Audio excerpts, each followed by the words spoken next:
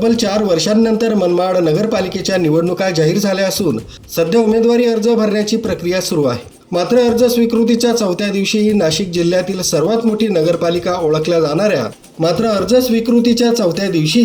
नाशिक जिल्ह्यातील सर्वात मोठी नगरपालिका म्हणून ओळखल्या जाणाऱ्या मनमाडमध्ये एकाही उमेदवारानं उमेदवारी अर्ज दाखल केला नाहीये।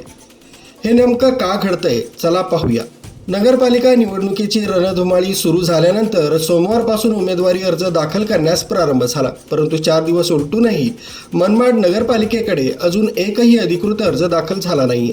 ऑनलाईन उमेदवारी अर्ज करताना वारंवार सर्व्हर डाऊन होणं, अर्जाची 17 पानी क्लिष्ट प्रक्रिया, आवश्यक कागदपत्रांची धावपळ, सायबर कॅफेची दगदग या सर्वांमुळे उमेदवार अक्षरशः हैराण झालेत। अर्ज वेळेत सबमिट होईल की नाही याचीही मोठी चिंता उमेदवारांमध्ये आहे।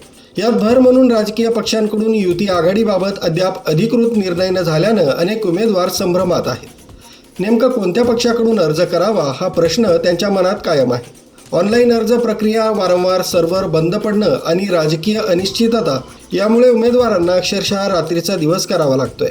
दरम्यान नाशिक जिल्ह्यातील 10 नगरपालिकांमध्ये पंचवार्षिक निवडणुकीची तयारी जोरात चालू आहे, परंतु मनमाडमध्ये अद्याप एकही उमेदवारी अर्ज दाखल झालेला नसल्यानं चिंतेची स्थिती निर्माण झाली। उमेदवारी अर्ज दाखल करण्यासाठी फक्त 3 दिवस उरले असून ऑफलाईन अर्ज करण्यास परवानगी द्यावी अशी जोरदार मागणी इच्छुक उमेदवारांकडून होत आहे। निवडणूक आयोगाने जी ऑनलाईन प्रणाली अवलंबलेली आहे त्या प्रणालीमुळे प्रत्येक उमेदवाराला फॉर्म भरण्यासाठी मोठ्या प्रमाणात अडचण निर्माण झालेली आहे।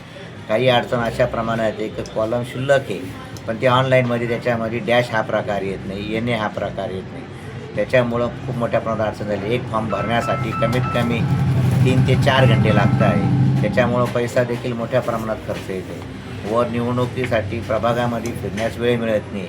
आम्ही 3 दिवसापासून ऑनलाईन फॉर्म भरत आहे, तरी अजून माझा फॉर्म सबमिट झालेला नाही।